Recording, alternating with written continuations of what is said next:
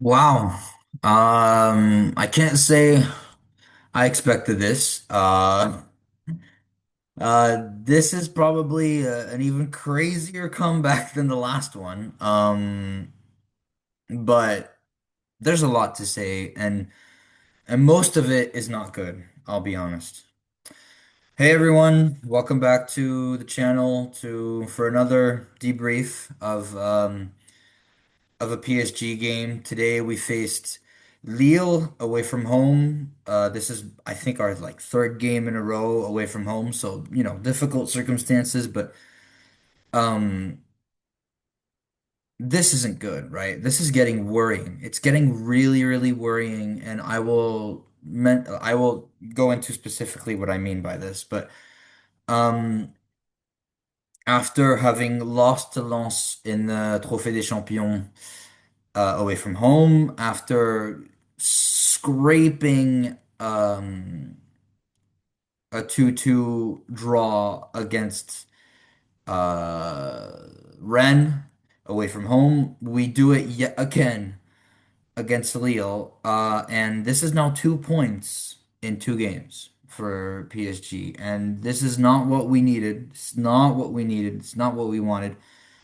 But most importantly, as a PSG fan, what frustrates me the most is that I had to suffer through that game for 90 minutes. And yes, the 5 minutes after, great, but I'm not happy about 90 minutes of pure crap for 5 minutes of we somehow found a way, right? Um, But this team has a mentality, right? Even when it's at its lowest point, it refuses to lose, which is insane. How I don't know how we pulled that off. I'll be honest. Vitinha is a miracle worker. I don't know how we did that, but we did it. It feels like a steal, I'll be honest. Whereas last time I would have said against Rennes that we scraped a draw, but we deserve to win.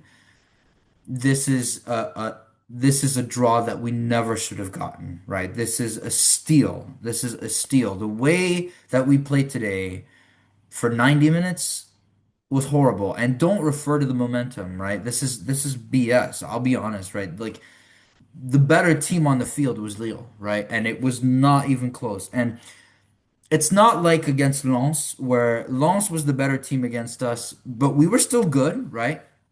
This is Lille was better than us, and we were really, really, really bad. Um, so maybe a little debrief of the game might help for those who haven't seen it, but basically, PSG come out with very, very little intentions, very little aggressive mindedness, let's say. We come out shy, and I get the feeling like when we come out, yet again, I feel like we come out as if we know we're gonna win and we're owed this win. The first 10 minutes are pretty 50-50. Um, Hakimi benefits from a spill by the by Ozer, who tries to catch the ball after a through ball from I think Ruiz into Ferran Torres. Ferran runs to it, doesn't reach it. Ozer should do better, but it falls to Akliush, who then hands it to Hakimi. Hakimi has a choice to either give it to Doué or to try and shoot it into not an empty net because there's a defender there, but goal he should score, but he doesn't look at the goal when he shoots, hits the outside of the post, and misses a really, really big chance. And then after that, for the next 10, 15 minutes, it's only Lille. And they expose a critical, critical weakness that we had in this game, which was this left-hand side, right? We were completely exposed. Etan Mbappe was just relishing all the spaces that we were giving him, and we weren't composed at the back. We were so nonchalant. We were losing every 50-50. Every duel we were losing, right? It was scrappy, it was ugly. When we did get the ball and we tried to build up, it was extremely slow. Um and Ethan Mbappe gets a chance on the left, crosses it to Giroud. Giroud shoots it at Savonov. Savonov makes a great save. I feel like the same thing almost happens right after, where it's not Savonov does well, and then it kind of scraps into Hakimi's feet, and then eventually the third chance we end up conceding, right? And as we should. Now we concede the goal when yet again Ethan Mbappe runs in behind Zaire Emery for the third time in a row, nowhere to be found as the left back. Pacho has to defend on Mbappe, does, and then gets the ball, clears it, but clears it above Beraldo, and I think it's Bentaleb who receives the ball, and then gives it to Haraldson, who finishes the goal really, really well. And that's just the game for the rest of the game, right? This is the game. Now after that, maybe like it takes about like 5 minutes, but then after that, Lille just defend well, but defend, right? And this is what we hate, right? We don't know, we haven't figured out how to score against those low blocks. Um, and we'll go into that in more detail, but we get stuck, right? We get stuck. We don't know how to deal with this. Scrappy moves, scrappy passes, bad touches. We don't really get many chances. Ferran Torres has a few half chances that he misses, but nothing I can really blame him for that much, especially as a guy who really just came into the team. But this is my issue. We never ever start our games well. It's getting so annoying how nonchalant we are coming out of the tunnel. We come out of the tunnel as the double European champions, and it kind of feels like they think they're owed this win.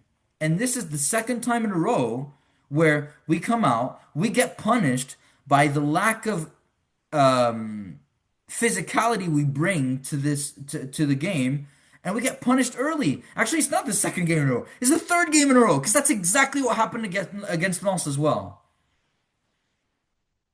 So this is frustrating. It's getting annoying, and uh, we probe, but do we really do much? We just kind of pass it side to side. We can't find a space. Akliush doesn't really try something. Doué tries too much. Ferran not really, available in the build-up, only at the end of chances, and he didn't really do well when he was doing that as well. So really frustrating. I'll be honest. It was really frustrating watching this game. Uh, and then we go into halftime 1-0 down. And then Enrique makes a couple changes. He brings in Kvaratskhelia for Desiree Doué. That's the first change, and then after that, we still can't find a goal. Brings on Mika Götze, takes out Beraldo, which I think that should have been a move that he should have made maybe a little earlier in this game. Bringing on another striker and well, like another forward, and maybe putting Akliush a little bit back as a number 10, because I'll talk about this in more detail later, but the structure of this team was not helping the wingers at all in this game, right? Seni Mayulu comes on for Ferran Torres as the number 9. Lucadine comes on for Fabian Ruiz, and Warren Zaire finally comes into the midfield, and thank God for that, because that left back performance from Zaire Emery it was the worst I've seen him in like maybe 2 years. And Joe Fernandez for Magnus Akliush in the end. So those changes came in a little too late because Mika Götze was really good coming in. Sini Mayulu, okay. Lucadine, we know. I'll talk about Lucadine, and then Joe Fernandez was really good. And so makes those substitutions. We start creating a little bit more something, and then we get hit on the counter and we get struck by a beautiful goal. But a fair goal, right? This isn't like Rennes where the goals we were conceding were just outrageous, right? No, these were goals that we deserved to concede, right? Rightfully so. They were goals that we deserved to concede. It was not that difficult to defend against the goals that we conceded today. The defensive performance was shocking. Shocking. But it wasn't just the defensive performance, it was all of it, right? Everything was out of sorts. The whole team, practically, for the first 90 minutes of this game, looked like Luis Enrique Spain in the World Cup a couple World Cups ago. So I'm frustrated. I'm annoyed. And then we concede late in the game, and I think it's over, right? They're not going to come back again, right? Lille is a good team. Um, and then I don't know what Vitinha has on his feet, but he finds the magic, scores an absolutely insane goal, left foot, no space, finds the top corner. I don't know how he did that, but it's Vitinha. And then on like a two-touch cross into Marquinhos, finds him in what is the last touch of the game. And excuse me, we somehow managed to scrap this. And this is absolutely shocking. I don't know how we did that, but it doesn't change the fact that at the end of this game, I still feel really frustrated. First of all, because this is 2 points out of six, guys. This is bad. This is bad. Whether or not this is 1 point or 2 points, it's pretty much the same thing. We're like 4 points behind whoever's going to be first, right? That's my first issue. And this is only 2 games in. And for the future of this season, we need points. We need to have comfort in this league, and we're not going to have that if we start the way we do today. Well, just this whole season, right? This is frustrating. This is really, really bad. It's not like last season. Don't get it wrong. Last season we had a really, really bad dip in form after the first 2, 3 months, right? If you remember correctly in the Champions League, we're like first top of the table, not three wins in 3 games. For the first 3 games of the Champions League table. And then, injuries hit us a little too hard. We struggle. We don't really have injuries. Dembele's not here because Enrique gave him a little bit more vacation, but we don't really have injuries, right? There's no injury factor here. I understand that, some vacations are hard. You have to feel for the players. The lack of vacation they get every year is insane. But I get annoyed. I'll be honest. This is annoying. So let me get into the individual performances here. The man of the match for Lille is Ethan Mbappe. Because and I don't credit to him, yes, but we let him. We really, really let him. And that's what frustrates me. So 7-0. 6.5 feels severe. I guess he concedes 2 goals. So, but I don't actually. I kind of wish I could. Yeah, I'm gonna remove the grades because I think that the grading system of the players is silly. Um, Savinov was good, right? He saved us from maybe 3-4-0 at halftime with some of the saves he made today, and he was really left exposed. The defensive performance today, shocking, right? Shocking, but mature. I love the way he handles um, balls behind the back line. He doesn't hesitate to come out and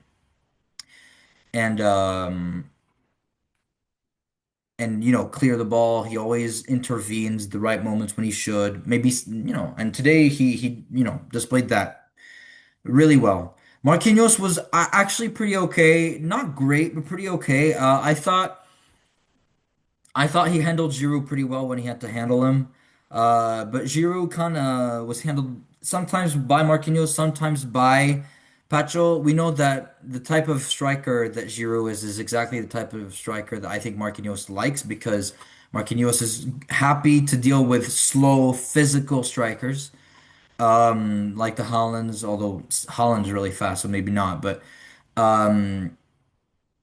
he handled that pretty well, although Giroud did get the better of him a couple times. Nothing I can really blame him for. Giroud was one of the best in the world still at receiving crosses. We were lucky that the quality of the crosses coming into Giroud were not that good from Leo today. Um, Hakimi yet again. was our man of the match, right? Now, yes, Vitinha, man of the match, I guess, because um, goal, assist, saves us from this game.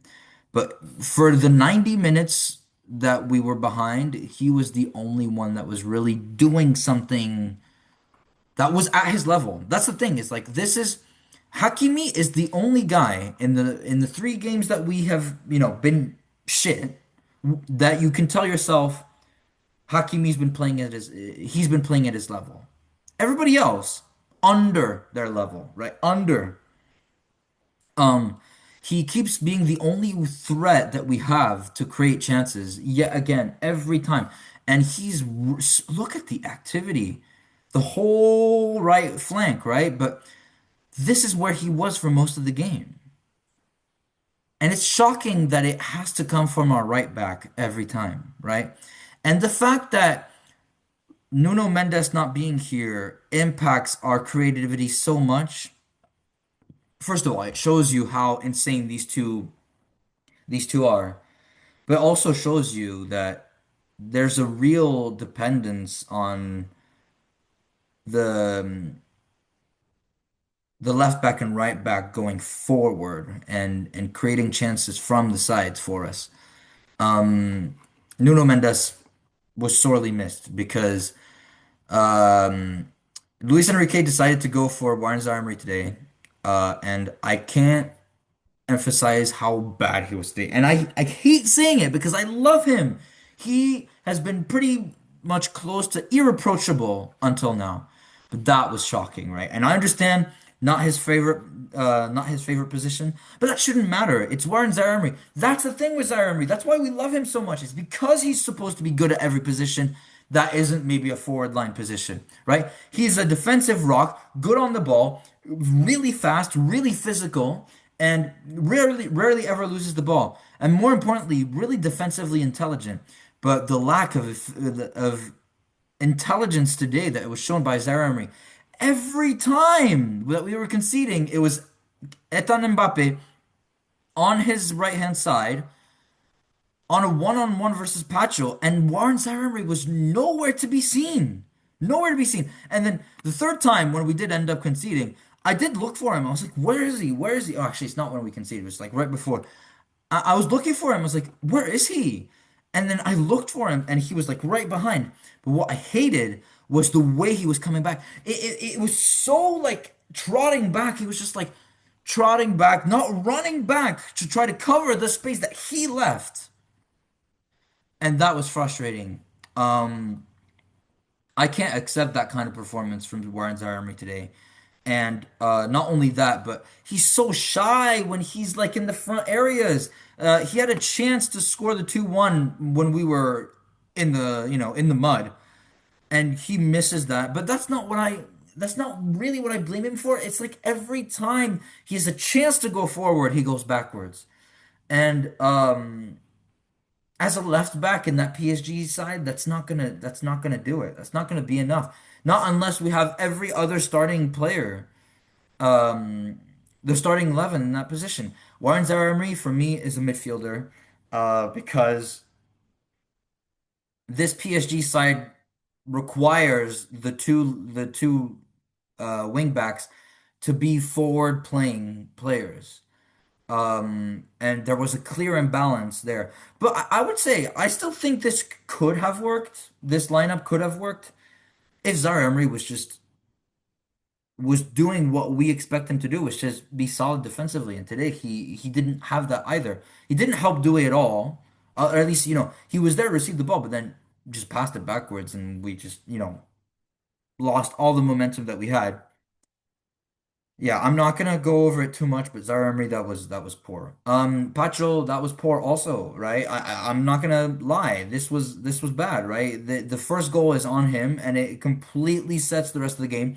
That pass in the middle of the midfield without looking goes over Beraldo, and then Bentaleb has all the time in the world to make the right pass and look for Haraldsson, who scores a fantastic finish. But not only that, right? He couldn't handle Giroud today. A 39-year-old. Yeah, Pacho, that was bad. It wasn't. as bad as Warren Zaire. There was still, some good there, but ultimately, when you're a defender, you're judged on the little amount of mistakes you make, as well as, the interception stuff like that. You don't really have a chance to show yourself that much as a defender, and he didn't really show himself. But more importantly, he showed himself in all the wrong way. That goal that we conceded is so on him. That was a gift. Pacho gifted that goal, right? Although it was coming, and Lille deserved to score, right? Let's be honest about that. Um, After that, Beraldo, this is frustrating because I actually thought Beraldo was interesting in the midfield because his profile is very, Busquets-like. He doesn't really get caught in on position too, like with the ball too much. And he helps defensively. He's really solid defensively. He's got that defense, like that center back thing about him as well, right? Um, but Beraldo's passing today was either fantastic, beautifully found, perfect passes that allowed us to speed up the play, or it was on the touchline. It was really 50-50.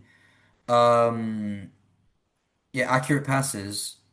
Yeah, but that's because when you consider the short passes he did execute, they were fine. I did like the attitude for Beraldo. I thought that he was one of the few ones in the first half who tried to speed up the game, but the quality was not there, right? It was either really, really there or really, really not. He lost us the ball a couple times when we really, really needed to push up the field. And I can't say that was a good performance from Beraldo because of all those missed passes. And he slowly degraded into the game. He started the game pretty well and then sunk, sunk, sunk, sunk, sunk. Um, yeah. I thought Vitinha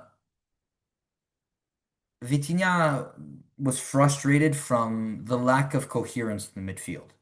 Actually, just in the whole team, right?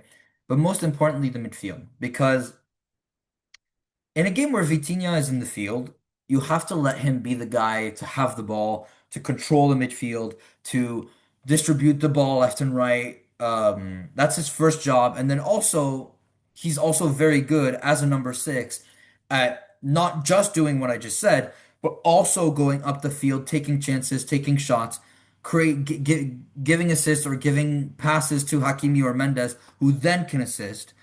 Um, but he was given the role, like that combination of Beraldo and Vitinha doesn't work for me because, first of all, Beraldo is a very Fabian Ruiz-like player, except, he plays a little deeper. But, good left foot, really good pass quality, similar physiques, slow, a little tanky on the ball sometimes, even though he's got a really good touch of the ball, Beraldo. But Beraldo was always a little bit like, in Fabian Ruiz's zone, if anything. And then Vitinha, who is too used to being at the central midfield and moving around, going where the play is, that left a huge, huge space. And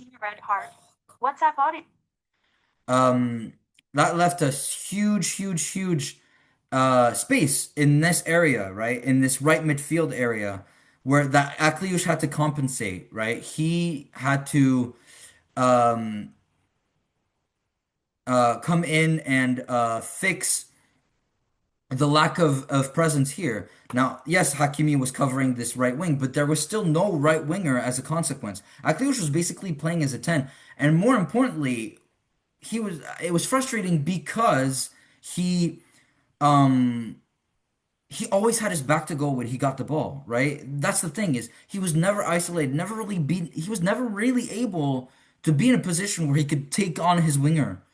And that I think is due to a lack of structure in the midfield. I thought he put too many players that wanted to play in the center of the midfield or on the left. And therefore, we had a lack of presence in that right part of the midfield that Akliush had to compensate, which meant that Ferran Torres had to run in behind all the time, all the time, all the time, all the time. And we didn't see him in the build up at all. Now, I don't know if this was an instruction and from Luis Enrique. It's surprising to me that Luis Enrique wants a striker to not be a build-up striker and more of a run behind, receive crosses striker. I'm glad that this is what Ferran Torres brings us because I was really, really scared that he would bring us too much of what we already have. But no, it's good that he was doing what he was doing. Ultimately, the quality ball at his feet was what was lacking today, right? And more importantly, when he was getting the ball, he didn't know what to do with it, right? First of all, he was surrounded by like two, three players every time he got the ball, but also like he didn't think fast enough, didn't have the pass in his head that he had to make when he got the ball. In the build-up, Ferran Torres when he did do it, which wasn't that often, was poor. And then in the finishing, even though his chances were not the easiest chances to score, he didn't do well, right? He shot off target a couple times, headed a ball that had Marquinhos right behind him, who could have done better, but they didn't communicate. Yeah, that was a poor.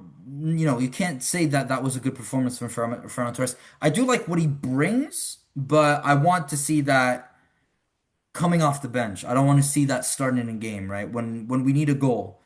When you start off, it's a little bit like Ramos, right? Like Ramos starting games, I think there's a reason why it didn't work out is because Ramos was really good at, you know, we know what he was good at really. And Ferran Torres, and at least in the role that he has in this team, he has similar duties. But we had a cruel lack of connection in between the midfield and the forwards. A cruel lack of connection. The only real connection I saw in between two players were Akliush and Hakimi, who combined really well, I thought. Akliush kind of lost his way into the game, so I'm glad he got subbed out. But yeah, he couldn't really find his stride that much, especially as the game went on. Mostly because again, I did think there was a lack of balance in the way that this team was structured.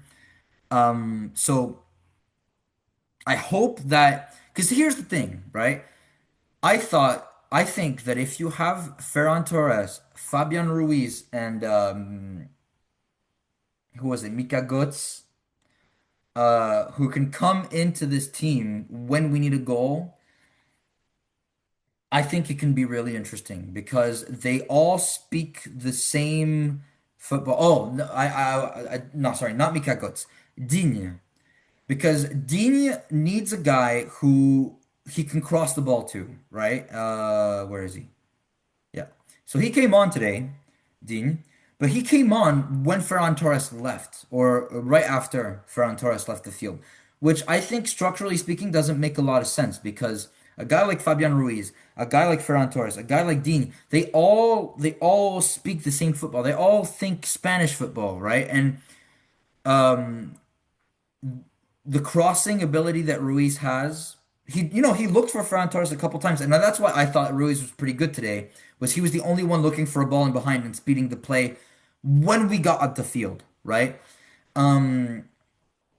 But it's a little bit like with France, right? I think Lucas Digne in the France team doesn't make sense because he has nobody to cross the ball to in the box, right? The France forwards, none of them can head the ball in.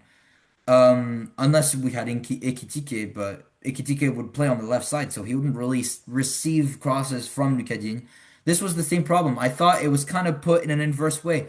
If you're starting Ferran Torres, I would rather you start Lucadine, I'll be honest, because at least you have another guy who can look for crosses inside the box for Ferran to run into.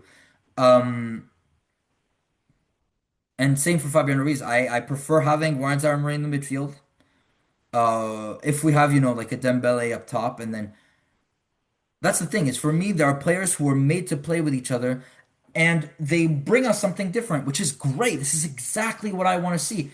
I want to see, for me, the ideal way that we start this, like we start our games, is we have a midfield of João Neves, Vitinha, Warren Zaire, who will ensure that we don't concede goals, and then we have the winger quality, we have Dembele quality, we have the left back and right back quality to individually, without having to cross the ball into the box, find a solution to score. And then, with this lineup, I do think we hold out better defensively. And then, if you do need a goal because you can't find a way to do it, you bring on Ferran Torres, you bring on Ruiz, and you bring on Dean, who speak the same football, who will try to approach this in a different way, score in a different way. And I think that is the most interesting thing that we can do, because that will require the opposing defenders to defend in a different way, and that's difficult to do in the middle of a game, right? Or at the end of a game. Now, ultimately, Dembele's not here. So, because Dembele's not here and Ruiz started and Ferran started, I would have preferred to see Dean. As much as I don't really like Dean that much because of what he doesn't do defensively, we saw today that Zaire Emery struggled defensively regardless. And we did see ultimately Lucas Dean's, defensive issues. We can see the second goal on Dean trying to defend the guy who came on and just, smoked him with a top corner finish. And then I think I spoke on everybody but Doué. So Doué played the first half. Kvaratskhelia played the second. Doué was frustrated today, and I think he was also a victim of the lack of coherence because, well, I guess it wasn't as incoherent as it was for Akliouche, because Doué, we can rely on Doué to try and handle one versus threes, one versus fours, the way he can do sometimes.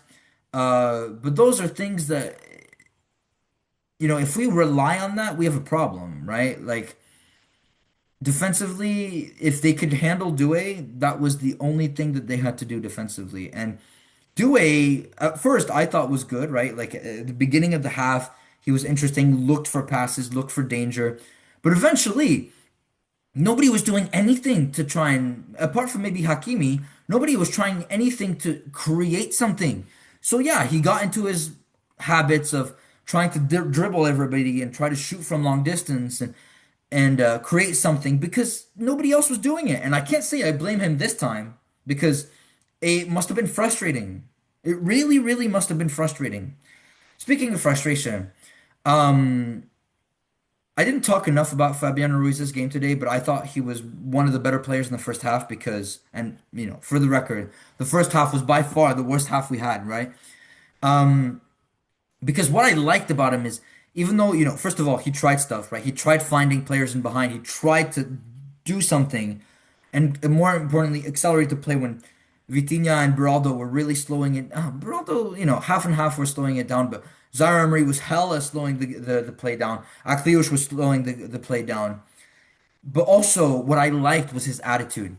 Ruiz, it looked like he was the only one who was actually frustrated and angry about the first half that we were doing because it was outrageous. It was outrageous. We are not allowed to perform the way we did in the first half. That was awful. Awful. We deserve to go to halftime 3-0 down. 3-0, I'll be honest.